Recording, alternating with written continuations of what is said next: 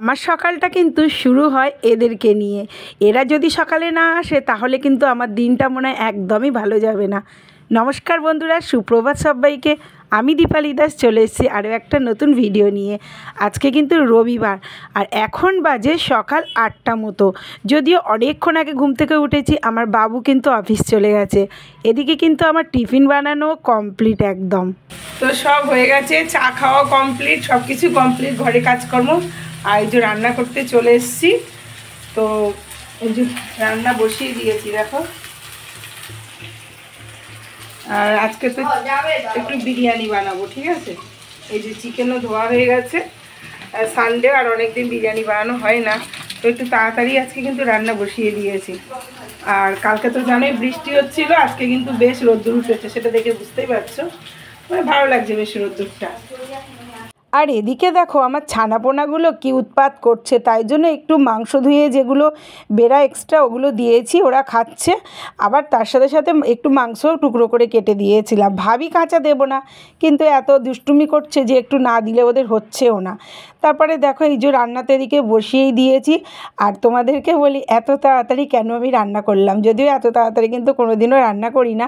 আসলে আমার কাকিমা এসেছিলো, তো আজকে চলে যাবে, তো আমি যাব একটু কাকিমাকে ট্রেনে তুলতে হাওড়াতে, তো তার জন্য তাড়াতাড়ি রান্নাটা সেরে নিলাম। বাইরে থেকে এসে না আর রান্না করতে ইচ্ছে করে না, তো তাই জন্য আমি রান্নাটা একদম তাড়াতাড়ি করে রেডি করে নিলাম। দেখো পুরো রেডি হয়ে গেছে, জাস্ট এবার একটু ভাপে ভাপে হবে, তারপরে তো দুপুরবেলা খাওয়ার আগে গরম করে নেবই। শীতকালে কিন্তু বেশ ভালোই লাগে বিরিয়ানি। তারপরে দেখো এদিকে আমি রেডি হয়ে গেলাম, না হলে আবার দেরি হয়ে যাবে, কেননা কাকিমার ট্রেনটা কিন্তু 11:55-তে। তাহলে বুঝতেই পারছো এখন কতটা সকাল। আর এই যে আমার কাকিমা পেছনে, আমি এই যে সামনে বেরিয়ে পড়েছি।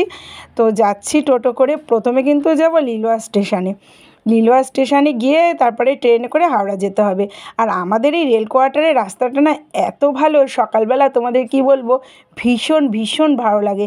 মর্নিং ওয়াক করার জন্য কিন্তু একদম উপযুক্ত জায়গা। আর এই যে ফাইনালি হাওড়াতে চলে এসেছি। এবার দেখো ট্রেন কিন্তু দেওয়ার সময় হয়ে গেছে, তার জন্য দাঁড়িয়ে আছি। প্রচুর ভিড়, কেননা বোলপুরে পৌষ মেলা হচ্ছে, তার জন্য কিন্তু প্রচুর ভিড়। তো শহীদে উঠবে কাকিমা, এই যে কাকিমাকে তুলে দিয়েছি, দিয়ে আমি এই যে বেরিয়ে এলাম, কেননা আমার আবার বাড়ি ফিরতে হবে, পাপা একা আছে। আর ঠিক এই ট্রেনের পাশেই কিন্তু আমার ট্রেন, তো সেই ট্রেনটাতে আমি উঠবো যাচ্ছি। আর দেখো বন্ধুরা উঠে গেছি, একদম পাশাপাশি দুটো ট্রেন। আমি এই যে লোকাল ট্রেনে উঠে গেছি, আর আমার পাশের ট্রেনটাতেই কিন্তু কাকিমা ছিল। তারপরে আমার ট্রেনটা তো ছেড়ে দিল, আর আমি কিন্তু আগেই চলে এসেছি। মনটা একটু খারাপ লাগছিল, কেননা কটা দিন ছিল তো একসাথে, প্রায় 7টা দিন তোমরা দেখেছোই, এর আগে ঘোরাঘুরি করেছি মায়াপুরে, তার জন্য মনটা একটু খারাপ করছিল। তারপরে এই যে বাড়ি যাচ্ছি, ওদিকে আবার চিন্তা, পাপা একা একা আছে, যতক্ষণ বাড়ি না পৌঁছতে পারছি ততক্ষণ তো চিন্তা থাকেই। তো যাই হোক, আর এমনি তো বাড়ি গিয়ে ধরো কোনো কাজকর্ম কিছু সেরকম করতে হবে না, সবই মোটামুটি করে রেখে বেরিয়েছি। একটা দিকে নিশ্চিন্ত, বলো বাড়িতে এসে আর কিচ্ছু করতে হবে না।